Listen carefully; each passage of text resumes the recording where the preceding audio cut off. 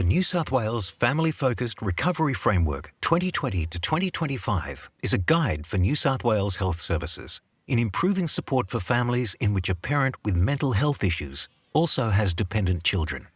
But the overarching importance of all relationships is recognised, including diverse caring relationships, not just those between parents and children. Tara's story demonstrates the significant difference that New South Wales health workers can make to a person's recovery journey and their family's positive experiences of care. I've had obsessive-compulsive disorder issues and anxiety issues since I was a teenager. And for the most part, I've dealt with it myself. My anxiety to fulfil my parental role as perfectly as possible contributed to my condition. My family didn't know how to deal with a mental health admission, which added to our stress. Having a health worker acknowledge my parenting role really made a difference. This helped me express my fears, and I felt she really wanted to help us. From that point on, I was happy and confident to involve my son and husband in conversations regarding my mental illness and plan supports for each of us. She also helped us use a family-friendly visiting area and gave us resources and helped us develop a family care plan. We were actually listened to, and our insights into our own family was valued. The New South Wales Family-Focused Recovery Framework has outlined 3 key objectives for mental health services. 1. Achieving holistic, person-centred care through embedding a family-focused approach. 2. Delivering safe, high-quality care through evidence-based interventions to meet the needs of families. 3. And ensuring connected care through coordinating treatment and support for individuals and families. The framework will cover parents with mental health issues, pregnant women and partners with mental health issues, children of parents with mental health issues, and will focus on people with increased vulnerabilities. This framework will assist New South Wales Health Services in providing clinical and non-clinical services that impacts the mental health of families. These include Perinatal and Infant Mental Health Services, Child and Adolescent Mental Health Services, Youth Mental Health Services, and Adult Mental Health Services. It will also cover those who will work in partnership with other health and education services to deliver coordinated and integrated care. The 8 key principles underpinning the framework highlight the importance of early intervention and that well-being outcomes for parents, children, and family members are interrelated. The provision of culturally appropriate parenting supports can improve recovery and can also benefit the children. Safety and risk assessments are primary considerations requiring a sensitive but proactive approach. And the importance of interagency and cross-sector collaboration and using a co-design approach when developing, planning, delivering and evaluating family-focused mental health services are also highlighted.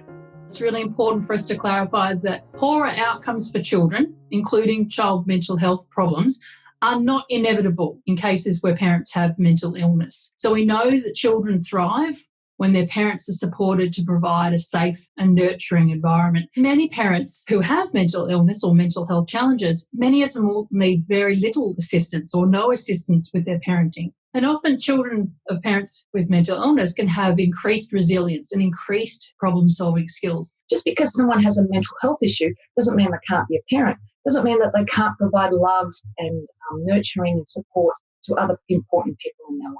So when we look at the fundamental essentials of recovery, which is hope, identity, empowerment, all those things can fit within a family focus. The common misconception is that parents with a mental illness are bad parents by the very fact that they have a mental illness, and that is definitely not the case.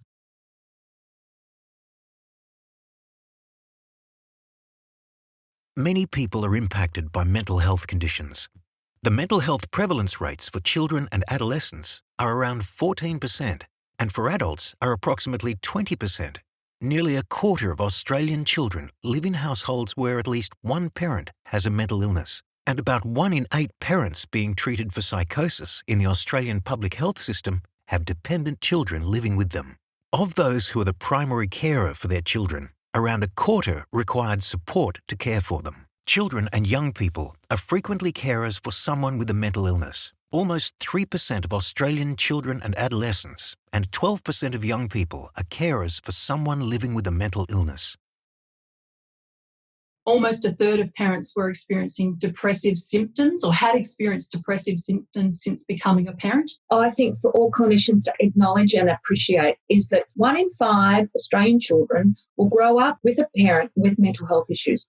That's 1 in 5. We also know for adult mental health clinicians, for example, that up to 40% of all clients are caring for dependent children. So this is something that's not on top of what we do. This is something that is part and parcel of what we should be doing.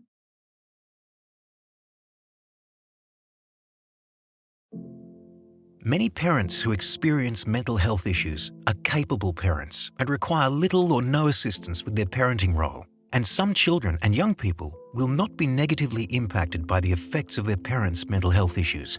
However, some parents who experience mental health issues will benefit from early intervention and support in their recovery, as well as require help for their children. Understanding how a parent's mental health issues can impact children will help staff to tailor support for families. Parenting behaviour is an important predictor of child health and development outcomes. Parental mental health issues can have a significant impact on parenting behaviour and can impact the child in a negative way. Risk and protective factors at individual, family, community and society levels can greatly influence the course of infant and child development over time. Parents, play and home environments are critical to child development and health. In fact, a positive, safe, caring and supportive parent-child relationship is so influential that it can moderate the impact of social and economic disadvantage. Parent mental health can impact on the quality of the parent-child relationship. It can impact on the quality of the co-parenting relationship, the interaction between the couple, between parents. Parent mental health can also impact on family members, in particular children, through the modelling of negative behaviours or negative or inappropriate ways of coping with stress. We found that parents with poorer mental health were more likely to use harsher discipline with their children. So they were more likely to smack their children. They were more likely to yell at their children. They were also less equipped to use positive parenting strategies. So the things like rewarding good behaviour when you see it in your child, catching your child being good and praising your child, and talking to your child about problems when you see them. The first 2,000 days from conception to a child's 5th birthday provides a crucial window of opportunity to shape long-term trajectories.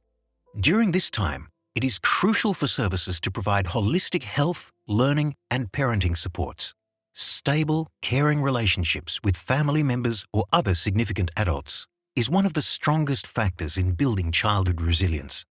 It is known to mediate the effects of negative early experiences. My grandmother's mother committed suicide, which was 100 years ago probably, but that affected my grandmother, which affected my mum. And it's weird to think about something so long ago that had to do with mental illness affects me now, because my mum wouldn't be the way she is if something like that hadn't happened ages ago. My mum suffers from depression and PTSD. I don't know when it started. I guess I've just grown up just learning how to deal with it, how to overcome everything that she's been through, to overcome everything that I've been through. Through my dad leaving that made me develop anxiety, through domestic violence, and my mum was really affected by that, and that affected my whole family.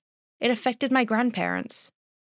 Adverse childhood experiences, or ACEs, refer to some of the frequently occurring sources of stress that children may suffer early in life. These include neglect, family and community violence, and serious household dysfunction, such as alcohol and substance abuse. Research shows a cumulative relationship between ACEs and a wide range of health outcomes across population groups and locations. There is growing evidence on the damage that ACEs can have on child development, adult health, and life opportunities.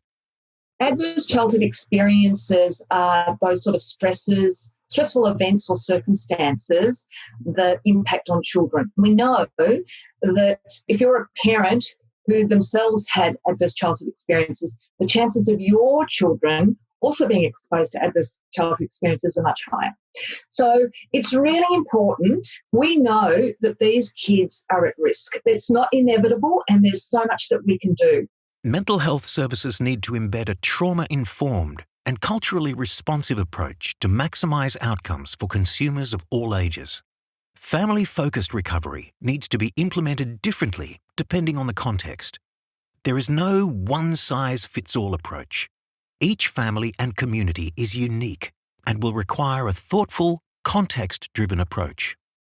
When I'm meeting with families from different cultural backgrounds, I just acknowledge that, perhaps their understanding of, mental health and going to hospital and parenting would be quite different from my own. And I think then that frees up the ability to have a conversation about, what do you think about the medication that you're asked to take or that your mum's asked to take? What do your relatives and things think? I think just asking questions and being open to different opinions and not trying to force our way of parenting and our way of dealing with mental health onto other people. And I guess keeping in mind, though, safety of kids is always important and is always in the back of my mind as well. Family-focused recovery practice includes thinking about the parent and child relationship and the family as a whole. And I think it's helpful for us as mental health clinicians to understand that recovery occurs within a family context, and that when we assist family members to understand and talk about mental illness with each other, that this can be quite helpful for the parent consumer's recovery journey. And I do think it's also really helpful to acknowledge the parenting role and the importance of this in the consumer's life. And I think many parents living with a mental illness would find it quite hard to separate their own recovery from the well-being of their family, their parenting responsibilities, and their relationship with their children. Health workers can support recovery in families affected by parental mental illness through simply understanding that recovery occurs in a family context, focusing on strengthening the parent-child relationship, supporting families to identify what recovery means for them, acknowledging and building on family strengths while recognizing vulnerabilities, assisting family members to better understand and communicate about mental illness, and linking families into their communities and other resources. Family-focused recovery practice should be embedded within services and be part of the service culture. Activities could include a staff induction program that includes a component on family-focused recovery practice, access to data systems and tools that identify parents and their children, clear procedures for working with parents who experience mental illness that outline the services and interventions offered, and local referral pathways, access to training that promotes skills and knowledge in family-sensitive practice, the identification and assessment of parents who experience mental health issues, evidence-based, recovery-oriented intervention that provide positive outcomes for parents and children, allocating time and resources to allow clinicians to participate in training and ongoing practice development, support structures and supervision processes that address family-focused recovery practice, and access to appropriate resources for parents who experience mental health issues, as well as for children, young people and families. I think something that's super helpful in supporting or implementing family-focused recovery practice is team leaders and managers and clinical leaders viewing and considering the needs of the children of the mental health consumers as part of the core business of the adult mental health service, and not just something that's kind of added on and extra work. That means raising discussions on children of the consumers at the meetings they have with their teams, helping focus discussion and thinking about the children, so that then this just becomes part of our regular mental health practice.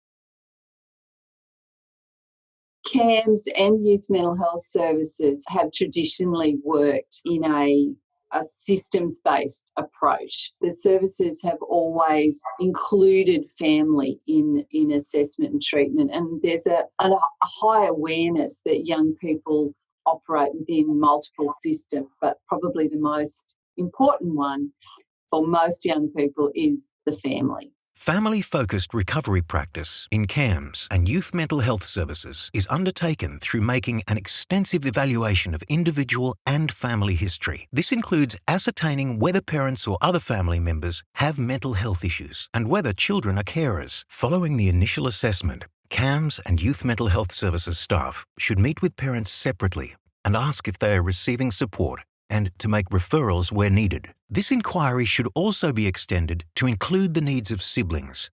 The other thing that's really important is that the multidisciplinary team all works together, so that in our model, after people are seen for an assessment, the multidisciplinary team will look at what's been talked about in that assessment and come up with a formulation that can be shared with the family.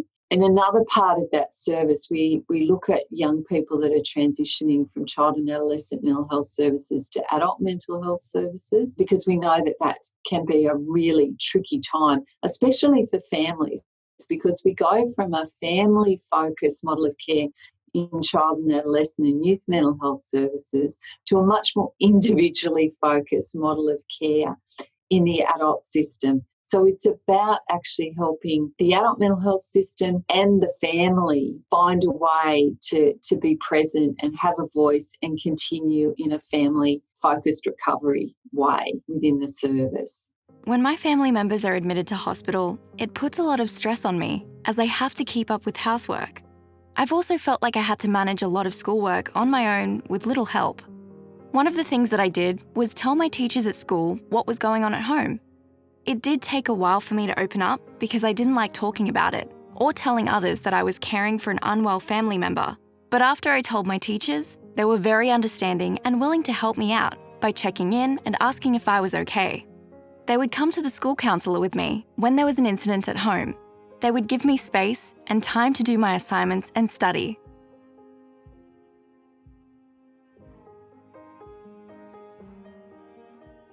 Maintaining good mental health before, during and following pregnancy is vital for the health and well-being of mothers, their infants and families.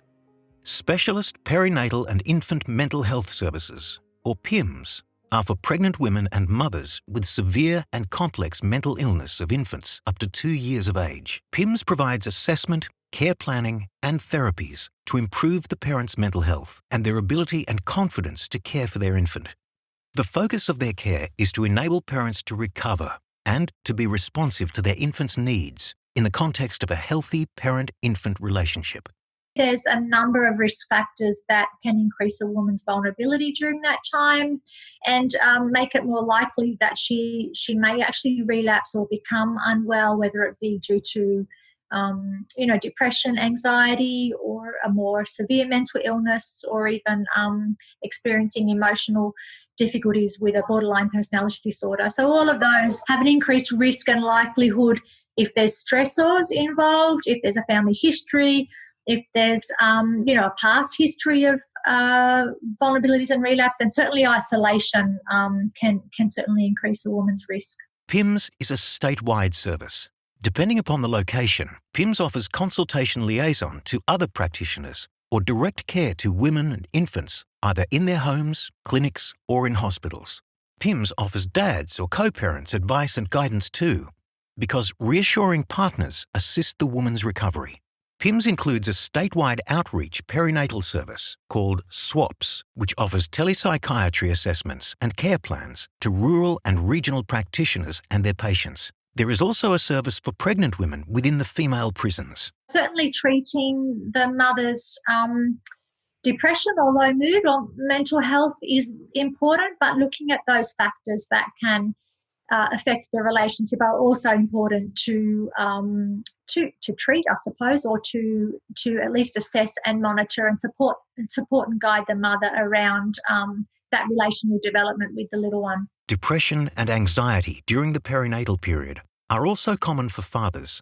Men are less likely than women to access mental health services, and when they do, they tend to use different language, present with different symptoms, and have different needs.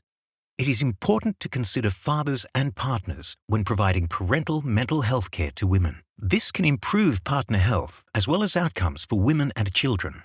Partner health and resilience affects the mother's recovery and the well-being of their children. Fathers can be a potential resource within families. The involvement of a supportive father in the lives of children and young people is positively linked with their overall well-being and can be seen as a protective factor, even if their mother is affected by mental illness. And there's lots of resources and supports out there for dads, so raising awareness that, dads need to look after themselves too. They're also affected by the transition to parenting. It might be around supporting them with how they can support their partner how they can have a significant relationship with their infant, and also how they can look after their own emotional and mental health needs during that time. Many consumers don't have family, but they have support people who will help take care of their family whilst they're in hospital. So we need to make sure we look after them as well. Families, of course, whether it's talking to dad about his experience, with the birth of his first child and, mum becoming unwell. Often we have new dads helping us facilitate, whether it's breastfeeding or coming into the unit, they're sleep deprived. We need to make sure that they're doing okay and that they've got support. So it's following the family up wherever possible and just make that time, because the consumer is going to go back into that family environment.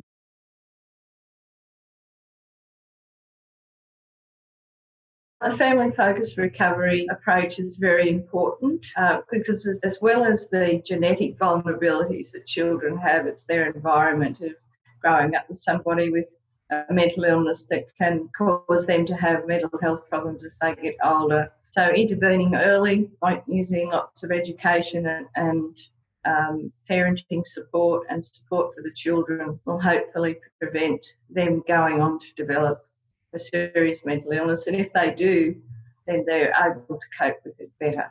Research identified the following practices for adult mental health workers working with a parent with a mental illness to assist family-focused recovery. Identify and record the parenting status of mothers and fathers, including pregnancy status, and dependent children, either living with the family or not. Assess and record the strengths and vulnerabilities of parents living with mental illness, including impact on child safety, welfare and well-being in the context of their treatment and rehabilitation, and children's strengths and vulnerabilities across different aspects of their lives, including as possible carers. When we do an assessment, we assess how their distress is affecting their ability to care for the children, and also how the children are affected. We try and put in extra supports, so that they can care for themselves in order to care for their children. In discussion with our consumers on a daily basis, we're able to explore what that parent would like to go forward with in regards to support, what they identify as strengths and vulnerabilities within their families. This in itself gives us an opportunity to identify where there's potential for certain services to be involved and referral, and we can discuss that with the parent at that time, and we can let them know that, whether it be, okay, so you're saying that, you're struggling with your daily activities or getting the kids off to school, how about we have a chat with the OT and do that referral. The research also identified the importance of providing recovery-oriented and evidence-based interventions that acknowledge and incorporate the parenting role. Practices should be informed by a sensitivity to cultural and gender diversity in order to be accessible to many different types of families. Interventions may include addressing a family's basic needs, such as housing, a parent-led discussion of the strengths and vulnerabilities of their children and any concerns they have regarding their parenting role, skill building to manage their illness and meet family needs, and enhancement of support networks, both natural and formal. Mental health interventions for adults are known to mitigate the impact of the illness on daily living. Interventions can improve parenting skills and positively impact relationships with children. You shouldn't be left in the dark because you're a kid, and maybe they don't give us credit. You can handle it. It is much more scary not knowing. One of the problems we come across is when we ask parents if we can talk to them and their children about how their distress affects the children. There's a huge stigma, and they want to keep it hidden from the children, and they feel that exposing more information to the children can be damaging, whereas the opposite is the case, because children will worry anyway. So keeping them involved is very important. The framework outlines 3 key objectives for mental health services. Goal 1. Achieving holistic, person-centered care through embedding a family-focused approach. The priority activities focus on service planning and development, resources and information, a family-friendly environment, service models, assessment and care planning. Goal 2, delivering safe, high-quality care through evidence-based interventions to meet the needs of families. The priority activities focus on quality improvement, interventions, and capability development. Finally, Goal 3, ensuring connected care through coordinating treatment and support for individuals and families. The priority activities focus on care pathways and collaborative care. The development of the family-focused recovery framework is just the beginning, and it is essential that New South Wales Health Services respond to this opportunity. The family-focused recovery framework outlines how better value healthcare can be achieved for vulnerable children and families through embedding a family-focused approach, delivering safe, high-quality, evidence-based interventions, and coordinating treatment and supports with health and partner agencies. If you would like further information to support the implementation of the framework, please contact your local COPME coordinator or family-focused recovery champion in your local health district or specialty health network. This may be the Family and Carer Mental Health Program coordinator. Family-focused recovery practice is everybody's business. It shouldn't be something extra. It should be part and parcel of our intake. It should be part and parcel of our assessment procedures. It should be part and parcel of our treatment and recovery sort of plans. So when we think about family, when we think about family-focused recovery, how do we embed that in what we already do? It shouldn't be something extra. It should be part and parcel of that.